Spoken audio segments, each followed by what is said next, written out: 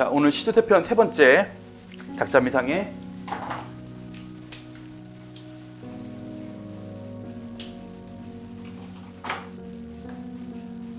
사설시조 일신이 소자 호였더니.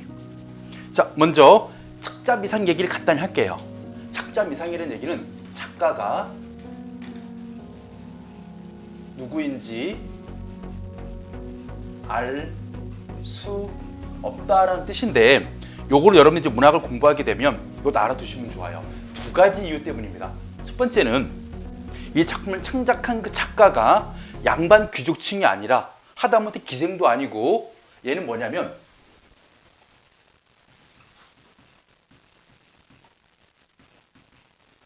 평민계층의 작품으로, 평민 작가는요 자신의 이름을 내세워서 전면으로 이제 문학을 창작하는 것이 당시로서는 상당히 꺼려지는 일이었어요. 왜냐하면 문학이나 학문이나 사회활동 등은 모두 귀족층의 전유물이었기 때문에. 그래서 서민들이 자신의 이름을 걸고 이런 문화 작품 창작 활동을 한다는 것은 신분적인 문제가 있었기 때문에 자신의 이름을 숨겨야 했다라는 이유 하나고요. 그러니까 신분적인 이유예요. 두 번째가 뭐냐면, 이런 작품들 중에 한 사람이 지은 걸로 보기 힘든 작품들이 있어요. 예를 들어 가지고 구비문학 같은 경우에는 입에서 입으로 전해지는 과정 속에서 전승하는 중간중간에 있는 사람들이 덧대기도 하고 심지어는 빼기도 하고 바꾸기도 합니다. 이런 식으로 한 개인의 창작물이 아니라 우리 민족의 공동 창작으로 보는 경우에는 한 작가를 명시할 수가 없어서 작자미상이라고도 해요. 그래서 구비전승 과정에서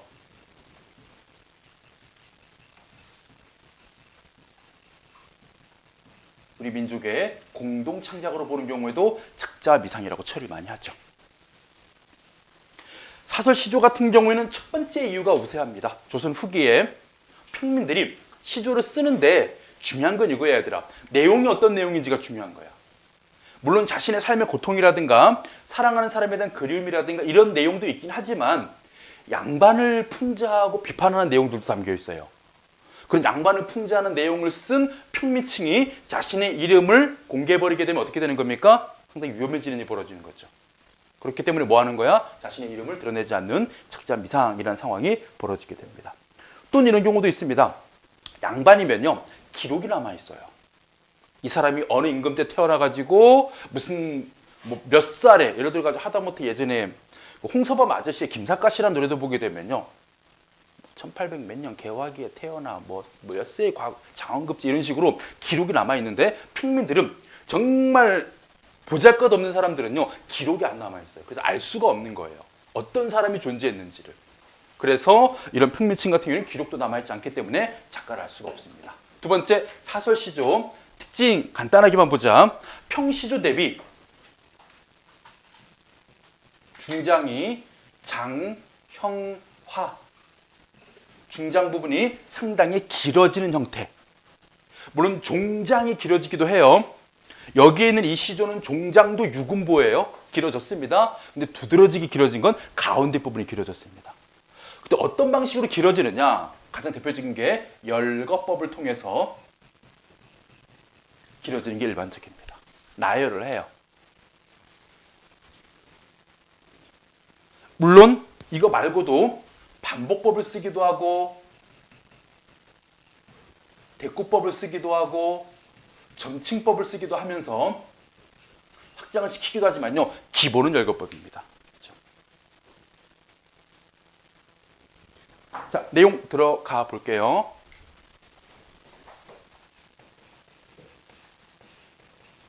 초장. 일신이 내 몸이 또는 이 한 몸이, 화자를 가르친 말이죠. 내가 소자, 살아가자.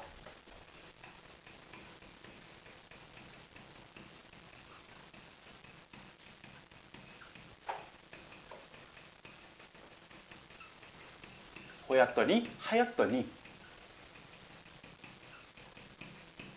자, 초장에는 별 내용이 없습니다. 내가 살아가려고 하니, 여기까지는 별 내용이 없어요. 중요한 건 뭐야? 물것.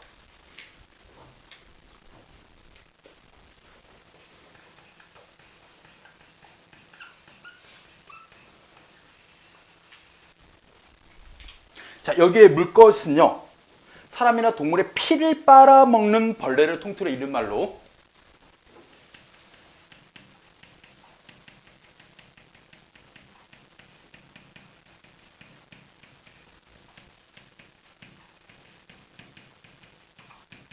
줄이기 위해서 말 바꿨어요. 통틀어 이른다, 총칭한다.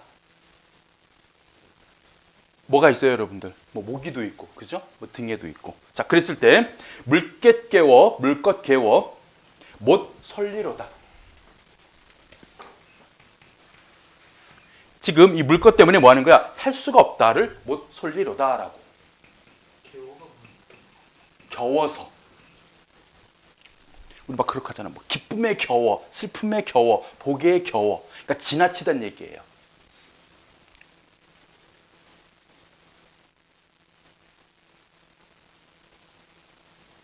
자, 못 설리로다 살 수가 없다.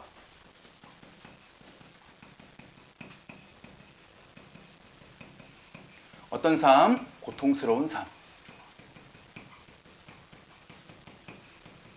그럼 이런 고통스러운 삶의 원인은 뭐 때문에? 물것 때문에.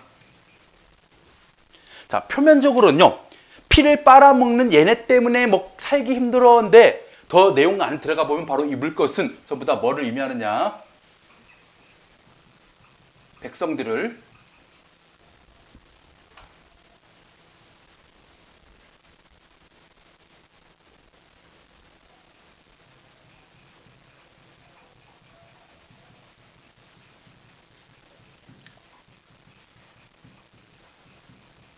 착취하는 존재. 그러니까 백성들이 가지고 있는 걸 막 빼앗는 존재들이 있어요. 어떤 식으로 빼앗을까요? 세금을 내라고 빼앗는 거지. 그지? 뭐 바치라고 빼앗고. 그러면 이렇게 빼앗는 존재, 한자성어로 탐, 관, 오, 리 써두시면 돼요. 지금 탐관오리라는 표현 안 나와 있습니다. 이 자습서에. 근데 우리는 탐관오리라는 표현을 기억하고 계셔야 돼요. 이 글자를 잘 보면 두 번째, 네 번째 글자를 보면 관리예요. 관리는 관리인데 어떤 관리냐면 탐욕스럽고 더러운 관리를 탐관오리라고 합니다. 탐욕스럽기 때문에 뭐 하는 거야? 뺏으려고 하는 거야. 그리고 더럽기 때문에 올바른 정치를 안 하는 그런 자세를 탐관오리의 자세라고 하죠. 이런 사람들이 뭐 하는 겁니까? 백성들의 피를 빨아먹는 것처럼 뭐 하는 것? 착취하는 것. 그런 사람들 때문에 뭐 하구나? 먹고 살기 힘들구나. 이럴 때 여러분들 이런 존재를 나타내고 있는 작품이 요 작품만 있는 건 아니에요. 고려시대 작품 하나 보겠습니다. 이재현이라는 사람의 사리화 라는 작품이 있습니다. 제목만 기억해 두시면 돼요. 이재현의 사리화가 탐관오리의 수탈로 인해 가지고 힘겨운 백성들의 모습을 나타내는 한 시예요. 이재현의 사리화. 두 번째, 조선시대에 이 작품과 좀 비슷한 시대입니다. 정약용의 탐진촌요.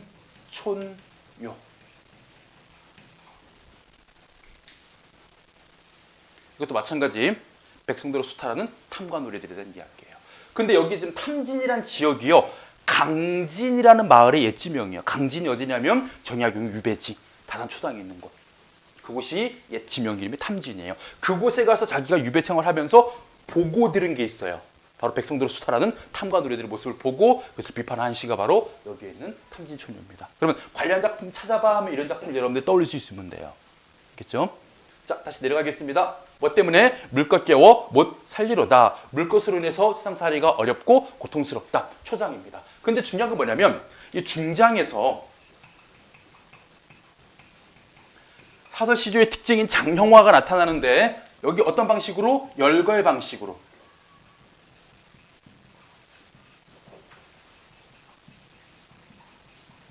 그럼 무엇을 열거했느냐? 바로 이 물것의 종류를 나열했죠.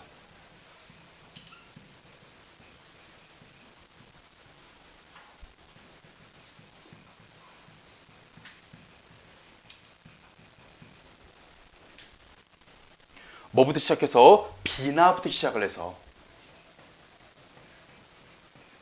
빈대죠?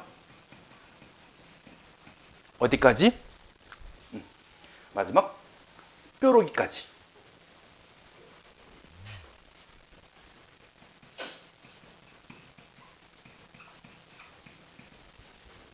여기가 열거법이에요. 전부 다 물것들. 그러면 여기서 중요한 건 이거야. 지금 이 물것들이 전부 다 사람이나 동물의 피를 빨아먹는 무엇으로? 벌레로 나열이 돼 있잖아요. 그러면 뭐가 되는 거야? 이 벌레가 바로 우리들을 괴롭히고 있는, 우리들을 착취하고 있는 누구? 바로 탐관 오리를 비유한 표현으로, 즉 지배 계층을 뭐에다 비유한 거야? 벌레에다 빗댄 거예요. 그래서 이런 표현이 나오는 거지. 비파 같은 비나 삭기, 사령 같은 등에 어이 깔딱이, 이런 식으로 지배계층을 벌레에다 빗댔다라는 것은 이런 의도가 담겨 있는 겁니다. 바로 벌레 같은 것들이구나 라고 웃음을 유발하게 하는 해학성이 드러나는 부분이고, 지배계층을 벌레에다 빗댔다, 웃음을 유발합니다. 그리고 이것을 통해서 그들이 우리의 피를 빨아먹는다, 우리를 착취한다라는 풍자가 나타납니다. 여기에서 지배계층에 대한 비판 의도가 나타났죠. 이게 하이라이트예요. 이게 제일 중요합니다.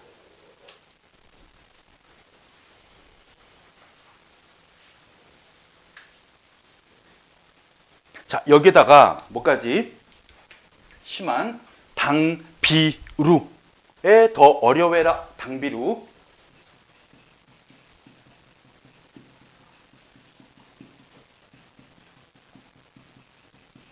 피부병. 지금 피를 빨아먹으면 애들 어떻게 돼? 곤충이 피를 빨아먹으면 거기가 가렵고 아프지.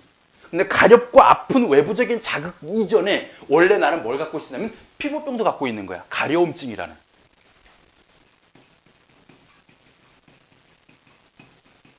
그러면 내 피부는 너희들이 피를 빨아먹기 이전부터 이미 아픈 피부였어는 뭐 어떻게 해석하시면 되냐면요. 니들이 우리의 것을 수탈하기 이전부터 우리는 원래 뭐였어? 가난하고 힘든 삶을 살고 있었어.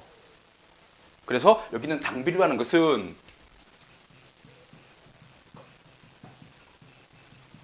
시적 화자의 이미 가난한 형편을 의미한 말을 해석하시면 돼요. 이미 우리는 이렇게 가려운데 거기다 또 뭐니? 우리는 이미 먹을 게 없는데 그 와중에 또 뺏어가니? 이것을 피부병에 벌레가 무는 것으로. 자, 이렇게 다양한 물것들을 나열하면서 어떻게 하고 있습니까? 웃음을 유발하고 풍자하고 있는 의도가 잘 나타나고 있죠. 마지막 종장 정리하겠습니다. 그 중에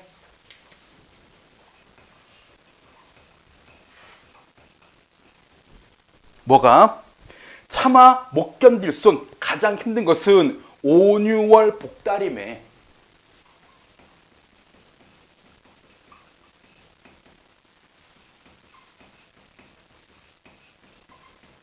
음력이에요. 이거 지금 양력이 아닙니다. 옛날에 나와 있는 모든 달은요, 다 음력으로 계산하셔야 돼요. 그래서 음력 5, 6월 복다림 하게 되면 1년 중 가장 더운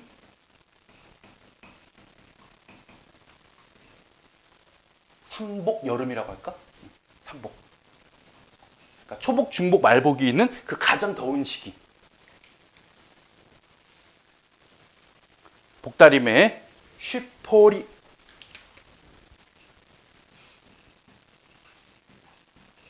바로 쉬파리가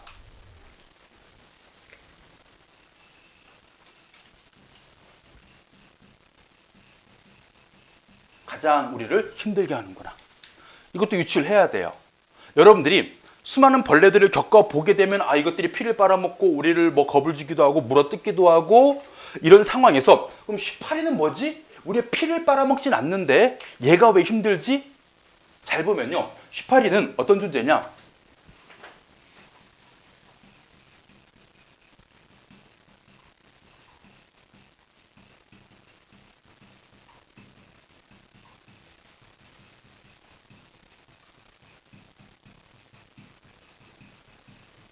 실제로 쉬파리는요, 음식을 상하게 하고 더운 여름날 조금만 바깥에 음식을 두게 되면 거기에 쉬파리가 앉아서 알을 낳고 그게 구더기가 되고 썩어요.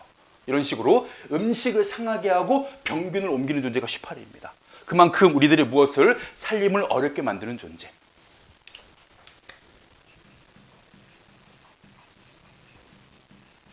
살림살이, 구체적으로는 먹을 것.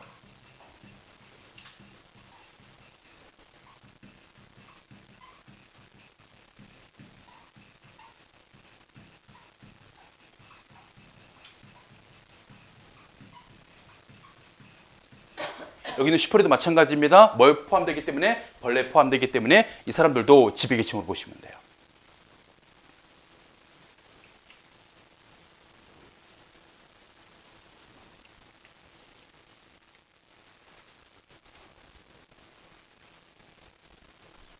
결국 이 작품의 창작 의도 두 가지죠. 첫 번째, 자신들의 삶의 고통을 호소 또는 하소연하고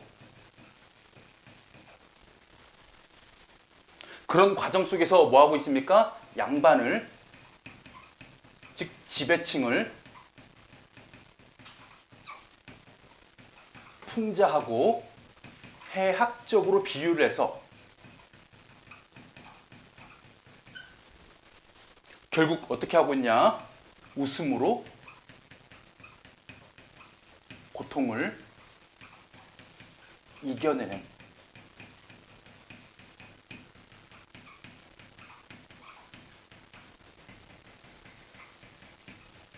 건강한 서민정신을 보이는 작품.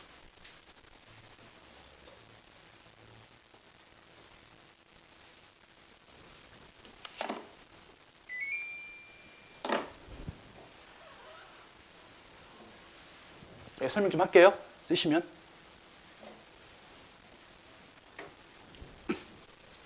자, 일단 내 삶이 고통스러워, 되게 힘들어. 부정적 상황에서 내가 힘들어 죽겠네, 알고 죽겠네, 알고 죽겠네, 알고 죽겠네를 끝나면 있잖아요. 문화작품은 아무런 기능을 하지 못해요. 그런데 그런 고통스러운 삶 속에서도 이 자신들을 괴롭히고 있는 양반 지배계층을 벌레에다 빗대면서 웃음을 유발했거든요. 비판의 효과도 거뒀고 또 하나 이게 있는 거야. 한 번씩 웃었어. 야, 생각난다. 그때 우리 거 뺏어갔던 그놈 아마 모기 같았고 그놈은 그리마 같았고 그놈은 바퀴벌레 같았고 그놈은 등이 같았지 이러면서 양반들 한번 실컷 놀리고 나니까 기분이 풀어지는 거예요. 이런 식으로 서민들은요. 고통스러운 상황 속에서 울음이 아닌 웃음으로 바로 해악으로 고통을 이겨내는 건강한 서민정신을 지닌 존재임을 드러내는 부분이에요. 우리가 사설시조 읽다 보면 대부분의 상황이 뭐냐? 부정적 상황이 많이 제시가 됩니다. 여러분 작년에 배웠던 거 생각나세요? 님이 오마호건을 저녁을 일찍 지어 먹고 중문에 나가서 딱 문지방 올라서서 가지고 딱 멀리 보니까 저게 님이 오는구나. 그래서 막 뛰어간 거야. 안 배웠어? 사설시조. 니네 그 개를 열아물이나 이것만 배운 거야? 그것도 해. 좋아.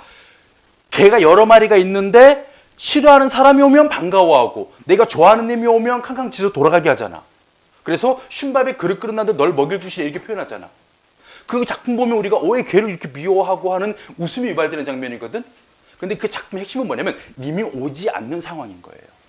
그런 상황 속에서 웃음을 통해서 그 이별 아픔을 이겨내려는. 아까 금방 제가 말씀드린 시조도 마찬가지입니다. 다 부정적인 상황을 전제로 해요. 그런 상황을 웃음을 통해서 이겨내려는 이게 바로 양반 사대부의 작품과 가장 큰 차이를 보이는 서민들의 작품의 특징입니다. 핵심은 이거예요. 웃음이에요. 그래서 서민들의 작품에는 뭐가 드러난다? 해학적인 표현이 두드러지게 나타나요.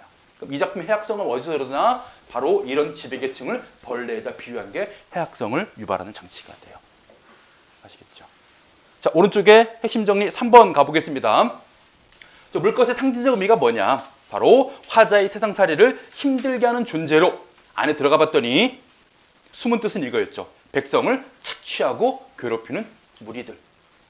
지배계층, 탐과 놀이 이런 말로 여러분들 표현하시면 돼요.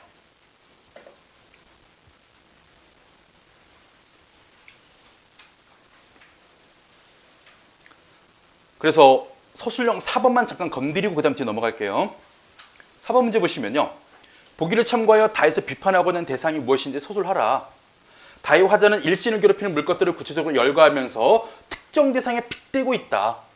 이러한 비유를 통해 비판하고자 하는 대상을 드러내고 있고 그로 인해 고통받는 백성들의 삶을 우회적으로 보여주고 있다. 뭐냐? 바로 백성들을 수탈하고 착취하는 탐관 오리들을 비판하고 있다예요. 백성들을 수탈하고 착취하는 탐관 오리. 사법문제 하는 거야. 탐관 오리들을 비판하고 있다.